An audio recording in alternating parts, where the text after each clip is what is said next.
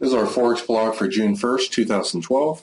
This will be a relatively quick blog post because when I was trading earlier we had a major thunderstorm and I had a power outage, and unfortunately my battery backup didn't seem to have enough power to hold all my 4 monitors plus my computer, so it shut my computer off. Thus the real-time trend tools were lost for today, unfortunately. But one of the currency meters we have is the FX Trend Pro, which instead of using range bars and live-only tools, allows us to see, the historical as well as live real-time strength or weakness. So I will use this for today's blog. If you don't like to leave your computer on, you might prefer to use the FX Trend Pro currency meter, which is in the C Top Gun chart examples directory. This is already set up for you. The downside of this one is that it doesn't allow you to sort the currencies from strongest to weakest, but most traders trade the dollar pairs or the yen pairs versus the one on the bottom. So today the dollar and the yen were also strong for most of the day, and you want to trade those strong ones versus the weakest ones. The Australian had a lot of weakness after 4. The daily trend's down, the weekly trend just barely up, and the monthly trend's down. So that's one of those kind of trades that you are very likely to have some continuation on. So you want to sell the Australian yen, you want to sell the Australian dollar. Now here's our range chart, which, by the way, is a 5 pips per bar chart, and it shows some Forex signals on here. As I scroll back earlier in the day after 4, we're looking for some sell signals. You can see the lower containment band, especially the green one, is usually the end of the move. I also spend 30 or 40 minutes every night drawing fib targets, so you don't have to. Fibonacci retracements, Fibonacci targets. The fib targets show up in dark gray. The fib retracements show up in light gray.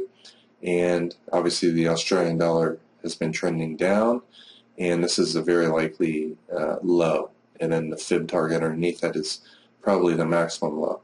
Anytime these fib targets are at the 3.0 green containment band, it's usually a good place to look for counter trend trades. So earlier in the day you're looking to sell, and when we leave this running live, we have our trailing stops on here. Unfortunately we don't now, but you can, if you prefer, it doesn't have all the intelligence of our intelligent trailing stop, but you can add chandelier stops. Let's just say 2.5 trailing stop. You can add these to the chart to get an idea of where you would be getting in. Notice how much profit this gives back on the lows. Our intelligent trailing stops probably got out of this trade, since anytime it moves statistically too far, we yanked a stop down. You would have probably got out of this thing at 88 versus 95. But for because of the unfortunate losing of power, I lost the chart. So this will have to do. You go short right here. When the trailing stop gets hit, you got a small profit. Again, our entry rule is wait for the signal. When it goes 1 pip underneath that bar, you go short and use the trailing stop to get out. So a lot of times when currencies are weak, they find some support at the lows. It's up to you whether you want to take a trade or wait for a new low to be broken before you wait for the next pullback. You take that trade. You take that trade. It didn't break the low yet. When it does break the low, you go short. You always want to draw your fibs on there just to get a guidepost of where your profit target will be. Most of the time, the market's going to stall at the first or second fib target, and anytime it goes underneath the 1.618, don't be greedy. The first sign of an up bar, get out when it goes 1 pip above that bar's high, which would be 88 here. If it stalled at the first one, I typically exit half the trade, and then I'll exit the second half at the trailing stop. Remember, keep in mind that this is one of our more basic trailing stops. It's not as good as the FX Build Your Own Trend Stop tool that we have on our charts most days. They only work live. It's impossible to line them up on past bars since they use multiple time frame data. But this will be a good rule of thumb. Since I have these on here, let me just show you one thing you can do. You can kind of visually backtest a lot of our indicators by hitting the up and down arrow. So if you change this to 2.5 here and hit the up and down arrow, you can see it will tighten it and lessen it. And so you can get a feel for what fits your style. Do you like to stay into trades as long as possible, or give it more room to run, or do you want to have a tight stop? This one only has a one-time stop, which basically means it's trailing the price by 5 pips. And that's why the stop pretty much is right at the previous bar's high. Most of these, you can see, as it's going down, that's where the stop is. So if you have a 1 times ATR stop, you pretty much am getting out of the trade as soon as it has 1 bar up and then goes 1 pip over that bar's high. So the Australian dollar was weak. The Australian yen was weak. Again, we're looking for sells after 4:30. There's 4:30. You got a nice trade right here, here, here. And most of the time, the green band's going to be the end of the move.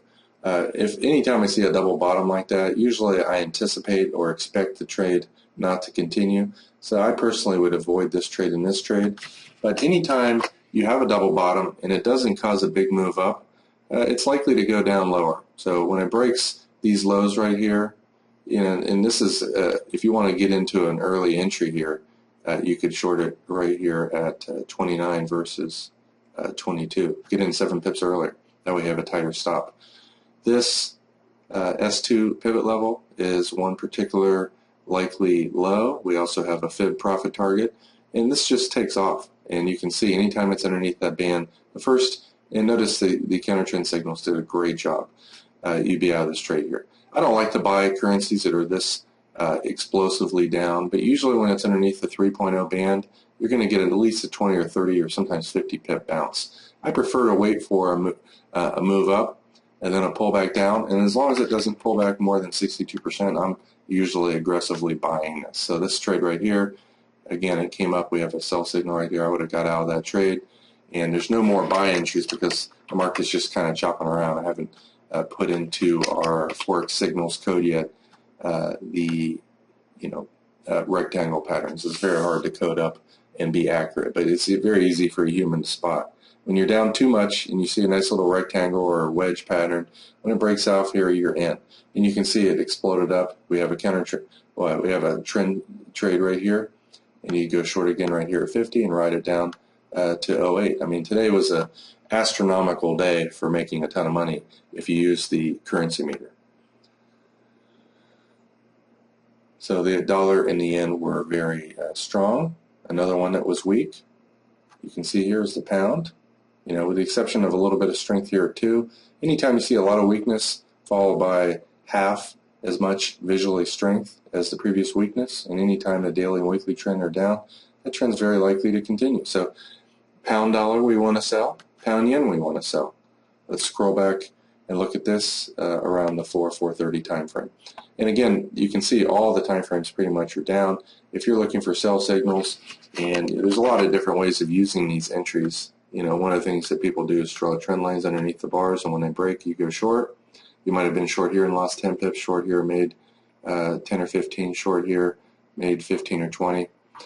Once the market, again, is underneath the 3.0 band, most of the time the price does not continue down. So because of that, I don't have sell signals underneath here because overall it's a low odds trade. Today it worked like gangbusters in most of the pairs, but in absence of a catastrophe, typically they are, when you're down there underneath the lower band, you're better off looking for buys. You get in here and make 10 to 20 pips, get in here and lose 10 pips, get in here and make 25 pips, get in here and make 25 pips, get in here and pretty much break even because you got some sell signals here, get in here and make 25 pips, get in here and make 10 pips. If you got in here, you lost 10 pips. If you got in here, you made 20 pips, and so forth. And once the market, we don't have the real-time tools on here, so we're kind of flying blind. One of our best tools that shows you the momentum. If you see a move down with incredible momentum and then a move up here with not very much strength, you might want to take this trade. And if you got short right here and it's kind of going sideways here with no weakness, you want to get out of the trade and flip and go long because the market's at a major, very high probability reversal area. Let's take a look at the pound yen. Again, it was very weak earlier in the day. I think 4:30. Let me reload this here. There might have been a ton of bars today in the pound yen, and therefore one of our statistical tools maybe didn't go back far as I'd like it to. This is exactly what happened here. There was so much activity and so much movement. But we'll scroll back and this only goes back 500 bars. So fortunately, because there's so much activity, there's just a ton of bars here. And that's the benefit of a range bar chart. Most people that leave the software running, like I do every day for the entire week, I usually close it and restart it Sunday evening. Unfortunately, because of the volatility of the pound, it moves so many pips today and so many bars that this is the beginning of the activity. But you can see it does a pretty good job of giving you signals: sell, buy, sell, buy, sell, buy, sell, buy, buy, sell. This one here failed. As long as the majority of the trades you take work, or you have more pips on the winning trades than you do on the losing trades, or you have more lot size on the winning trades than the losing trades. So in other words, if you lose 10 pips with one lot and 10 pips with one lot, and then make even 20 pips with two lots, guess what? Those two lots times 20 pips is equivalent to 40 pips. And even though you're only right 1 out of 3 times for the day, you're up 20 pips on the day. So that's one of the things that I do. Certain trades are higher probability than others. If I have 1 or 2 losing trades in a row, a lot of times I will trade much larger on the next trade, but I'm very selective. I know which trades are higher probability and which ones aren't. But as you gain more experience with our software and, key support resistance areas, anytime you have a cluster of maybe a fib retracement level combined with a Fibonacci profit target level, maybe it's a weekly or a monthly pivot level, or previous weeks or months high or low, anytime major resistance is all in a certain area like that, you have very high odds of the trade working. You don't know if you're going to make only 5 pips or 40 pips, but you're pretty sure that you're going to make something. So those are the kind of trades that you can be cautious and very patient and wait for, and you can get your losses back pretty easily if you employ that strategy.